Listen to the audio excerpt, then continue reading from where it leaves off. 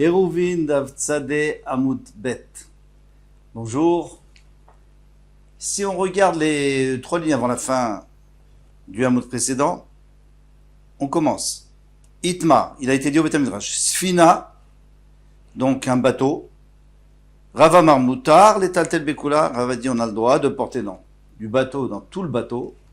Shmuel Amar, En Metaltelim Ba Ela Be'arba. On peut porter seulement 4 amot. Alors ici on parle d'un bateau qui fait plus que Betzataim, plus que 2 séines de surface, Betzataim de surface où on peut semer, c'est-à-dire 5000 amot carrés. Alors on va expliquer chacun pourquoi. Rav Amar Motar de Tatel Bekula, on tourne la page. Ça va dire on peut porter dans la totalité. Daïka Mechitsata, finalement il y a une Mechitsa. Il y a une Mechitsa. Même si c'est plus que ça, il y a une Mechitsa, donc quel est le problème? C'est pour habiter, c'est pas comme un karfef. On avait dit un karfef qui est plus que Betzataim, on ne peut pas porter. Plus que 4 amot. Parce que c'est pas fait pour habiter, mais là c'est fait pour habiter, non? On passe du temps dans un bateau. Shmuel Amar, En Metaltelim Ba Ela Be'arba Amot. Alors pourquoi est-ce que Shmuel lui dit qu'on peut pas porter seulement 4 amot? C'est très étonnant. Et il répond, il dit, Mechitzot le avriach ma'im asuyot. Les mechitzot ne sont pas là pour l'habitant. Ça s'appelle pas mechitzot asuyim qui ont été faites pour les diours, pour habiter. Mais c'est fait pour empêcher l'eau de rentrer dans le bateau.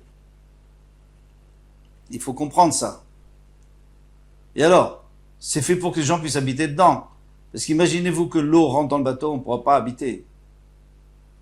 Et si tu me dis que c'est spécial, c'est pas spécial du tout, parce que toutes les mechitzot qu'on fait, dans n'importe quel endroit, pourquoi est-ce qu'on fait les mechitzot? Ou alors pour empêcher les voleurs de rentrer, ou pour empêcher les bêtes de rentrer, ou pour empêcher le vent de rentrer, ou la pluie, ou le soleil, n'importe quoi. Ça a toujours été pour empêcher, pour protéger l'intérieur. Et bien là, ici, c'est la même chose. Ça, c'est un gros problème, je n'ai pas vu de réponse là-dessus.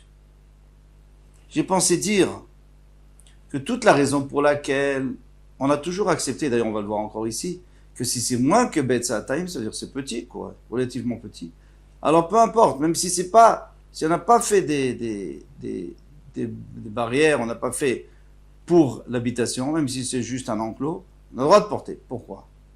Parce qu'à partir du moment où c'est petit, et que ça appartient à une seule personne, alors c'est un Roshta Yachid normal, on peut porter.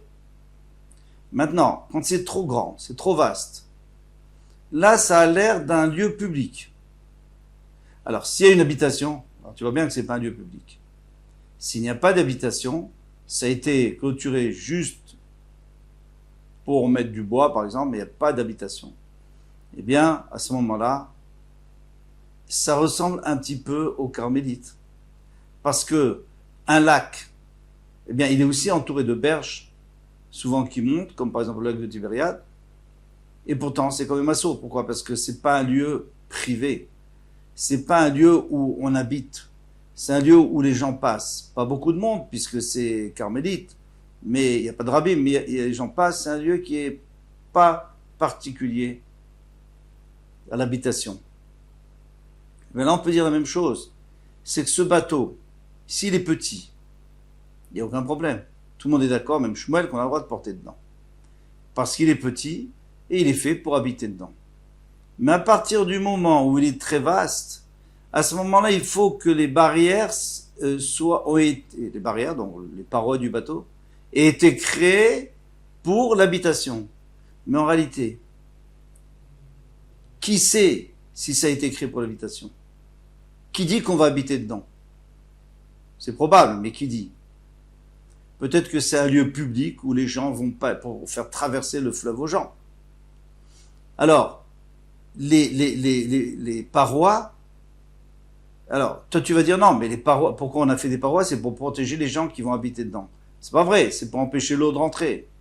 Donc à la rigueur, peut-être que personne n'habitera dedans.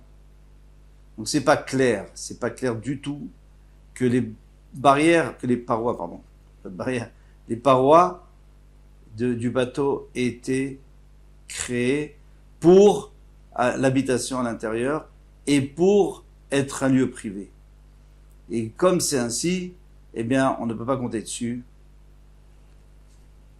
pour pouvoir porter selon Shmuel, hein, bien sûr. Rav ne sera pas d'accord avec ça. La lacha qui Rav, de toutes les façons. Amar le Rav Chia bar Yosef ne Shmuel, Rav Yosef va dire Shmuel, il cheta kavater. Est-ce que la lacha c'est comme toi, on n'a pas le droit de porter, ou il cheta kerav, ou alors comme Rav. Amar le il cheta kerav. La lacha c'est comme Rav. De toute façon, nous on sait que généralement entre Rav et Shmuel beisurim, pour les isurim, la lacha comme Rav. Et quand c'est dîner mamonot, des problèmes financiers, à ce moment-là, la lacha comme Shmuel. Amar Rav Gidal Amar Rav Chia bar Yosef.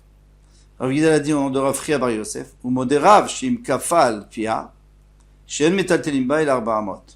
Si maintenant c'est ce grand bateau-là, ce paquebot, que j'ai retourné à l'envers,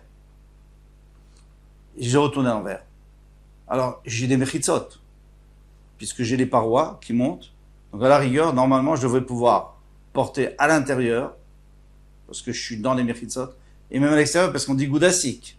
On a dit, on considère que les parois montent.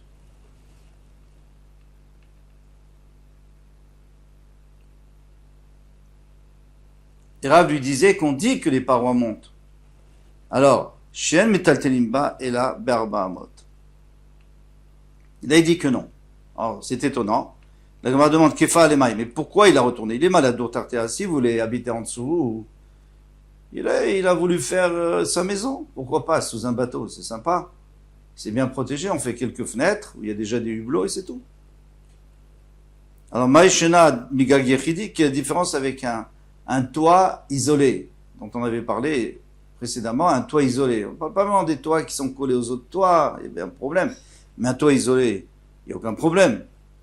Et on prend les 4 parois et on les fait monter.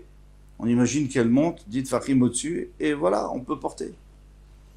Et là, alors il répond, et là, chez Kafa, les ovta. Il l'a retourné pour la goudronner, hein, pour pas que ça prenne l'eau, pour la goudronner. Alors là, ni l'intérieur, ni l'extérieur, c'est pas du tout prévu à la végétation. Alors là, je comprends qu'on peut pas porter. Puisque c'est plus que Bet Sataim, bien sûr. Point. Maintenant, Ravashi, maintenant là, Asfina. Ravashi, donc, comme lui, il dit qu'on parlait de la Sfina, du bateau. Que Shmuel a dit que la lacha est comme Rav. Mais Ravacha Beret de Rava, mais Ravacha, le fils de Rava, maintenant là, Arsadra lui dit, mais non, c'est pas du tout là-dessus qu'il lui a posé la question. C'est la question qu'il lui a posée, c'était sur une Arsadra. Alors, une Arsadra, c'est un préau. On va le voir tout de suite, on va le développer. Deitmar, comme il a été dit au Beth Midrash, Arsadra Bebika. Alors, on a un préau dans les champs. Pas à côté d'une maison, parce que si c'est à côté d'une maison, donc elle a déjà un mur. Il manque 3 murs, là, on peut s'arranger. Mais là, en tout cas d'après Shmuel, on pourra s'arranger. D'après Rav, de toutes les façons, on peut s'arranger même sans. Eh bien, il n'y a aucun mur. Rav Amar Moutar, l'étaltel Bekula. Rav a dit, on peut porter. À l'intérieur de Shmuel Amar, En metaltelimba. On ne peut pas porter. Et l'arba a seulement 4 amot. On va essayer de comprendre pourquoi. Rav Amar Moutar, l'étaltel Bekula Amrinan. Parce qu'on dit Pitikra. Yured Vesotem. Alors, comment on fait pour construire ce genre de préau? C'est-à-dire, on met 4 piquets, et entre les piquets, on met donc des poutres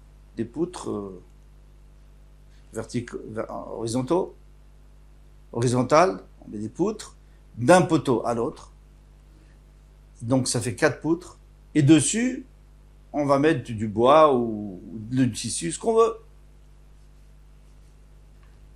Alors, est-ce qu'on peut considérer, d'après Rav, on peut considérer que ces planches qu'on a mis, ou ces poutres qu'on a mis des 4 côtés pour faire tenir le toit, eh bien, c'est un début de mur. Donc, si on veut imaginer que ce mur descend, on peut le faire descendre jusqu'en bas, et à ce moment-là, on est entouré de 4 mechitzot. Voilà. C'est ce qu'on appelle pitikra yured vesotem. C'est-à-dire le bout du toit, parce que le toit il est plat, il est horizontal. Mais maintenant, il y a une partie verticale, la partie des poutres qui est verticale. Eh bien, le côté extérieur de la poutre, eh bien, il va descendre et il va fermer tout. Il va tout fermer. Il va fermer toute la Sadra, selon Rav, même s'il n'y a aucun mur. Il y a 4 côtés ouverts. On ne dira pas ce principe de pitikra yured vesotem. Mais en vérité, on le dit, ce cas. C'est que quand il y en a déjà une, si c'est contre un mur d'une maison, il y a déjà un mur, alors on peut dire pitikra yured vesotem, pour les 3 autres cloisons, on peut les faire. On peut les imaginer. Mais s'il n'y en a pas du tout, alors c'est ouvert à tous les vents et ça ne s'appelle pas, donc ça ne s'appelle pas fermé du tout. Rav aliba de Rabbi Meir. Maintenant on demande, mais d'après Rav, qui a expliqué Rabbi Meir, qu'est-ce qu'il avait dit? Il avait dit que dans les toits, on a le droit de porter d'un toit à l'autre, on a le droit de porter tant qu'on veut. Ah, mais d'un toit à l'autre, mais tous les toits en même temps, ça fait beaucoup plus que Betsa Taïm, ça fait plus que 5000 mètres carrés. Alors pourquoi on a le droit de porter? Et lui, il a dit pourquoi? Parce qu'il y a des mechitzot. Il y a des mechitzot entre chacun, puisqu'il y a le mur de la maison qui monte, qui s'arrête au toit, mais nous, on continue virtuellement à le faire monter. Et donc, on a toujours moins que... On n'a pas de problème. On a moins que Betsa Taïm. Alors, il dit tel migag le chatser. Dans ce cas-là, pourquoi on ne pourrait pas porter du toit au khatser? Parce que Rabbi Meir lui avait dit qu'on pouvait porter sur les toits, mais pas d'un toit au khatser, d'un toit à la cour. Alors en réalité, la réponse est simple. Xera mishum de Rav Yitzchak bar Avdimi, comme on avait dit qu'il y a une xera. Et quelle est la xera? C'est que si je lui permets de porter, là-bas, la xera, on n'avait pas dit sur ça, on avait dit sur un toit qui est plus élevé que les autres toits. On avait dit que Rabbi Meir lui-même, il a dit qu'on ne peut pas, il faut qu'il soit à la même hauteur. Pourquoi? Parce que si on permet de porter d'un toit qui est bas à un toit qui est haut, on permettra aussi dans le Shtarabim de porter du Shtarabim à un rocher ou un poteau qui est haut et qui fait 4 sur 4, qui fait 10 d'eau et 4 sur 4, et à ce moment-là, ça sera un Shtarachid et c'est un Issur de la Torah. Donc on a interdit, et là aussi, bien sûr, puisque par définition, le Khatser, il est beaucoup plus bas que la maison. Donc on ne pourra pas porter de la maison au Khatser et du Khatser à la maison. Shmuel aliba des Rabbanan. Mais maintenant, si on prend le cas de Shmuel, selon les Rabbanan, eh bien, Nitaltel, Migad, les karkef, les karfef, on devrait pouvoir porter d'un gag, d'un toit, un karfef. Pourquoi est-ce qu'on aurait le droit de porter? Parce que Shmuel a dit qu'un toit, à partir du moment où il y a plusieurs toits et ça fait plus que lui dit pas qu'on divise les toits. Lui dit qu'un toit qui fait plus que 2 Betsa Taïm, eh bien ça s'appelle un carmélite. C'est comme un carmélite. Alors,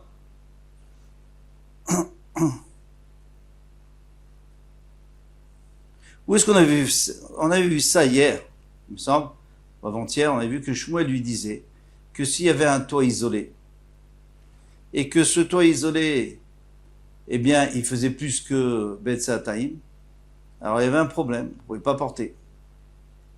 Alors ici, de ce toit au Khatser, Nitaltel, Migaf, le Khatser, on pourrait porter de ce toit au Khatser. Pas plus que 4 amot, d'accord, mais on peut porter de l'un à l'autre, parce que le Karfef, qui fait aussi plus que 2 Séin, Betsa Taïm, lui aussi il est carmélite. Donc les deux sont carmélites. Carmélite, façon de parler, c'est un Shtoyachid, mais qui est indigne de carmélite, et on ne peut pas porter. Alors, Amarava, Baroula dit non, on n'a pas le droit. Xera Shema Yifachet Agag. On a peur que le toit, à un moment donné, il s'effondre un peu au bout, donc il va diminuer sa largeur ou sa longueur, et il sera plus Betsa Taïm. Et il va devenir un Rosh Yachid. Et les gens qui sont sur le toit, ils vont pas remarquer, ils vont continuer à porter du toit au Karfef. Et le Karfef, il reste toujours Betsa Taïm. Dilma, j'ai une frette. Iachi mikarfef likarfef nami lo italtel. Dilma mifrit. Va-t-il tous les. Alors, d'un karfef à l'autre, d'un enclos à l'autre, qui fait chaque enclos fait plus que Betsataïm. On ne devrait pas pouvoir porter. Or, on a permis de porter. De karfef à karfef. On ne devrait pas pouvoir porter. Pourquoi? Parce que si un karfef qui se diminue pour une raison X, on diminue sa taille parce qu'on a besoin d'une partie et on diminue la taille et ils vont continuer à porter les gens. S'ils ne savent pas. Va-t-il tous les? Ils vont porter. La Gemara répond, dit, mais ata mifrit, minkera le milta. Si on a diminué la taille du karfef, tu remarques, on a reconstruit les murs, on a poussé les murs. Mais, hachai mifrit, non minkera milta. Mais ici, sur le toit, toi tu vois pas parce que tu sais pas où est le mur du toit. Toi tu vois que le toit. Maintenant le toit a été rétréci et le mur aussi avec puisqu'on a avancé le mur puisqu'il n'y avait plus de toit. D'accord. Mais toi tu vois pas le mur puisque tu es sur le toit. Donc du toit, tu remarques pas qu'on a reconstruit le mur, etc. Donc c'est pour ça qu'on t'a interdit. Kol Touf. À demain, Bezrat Hashem.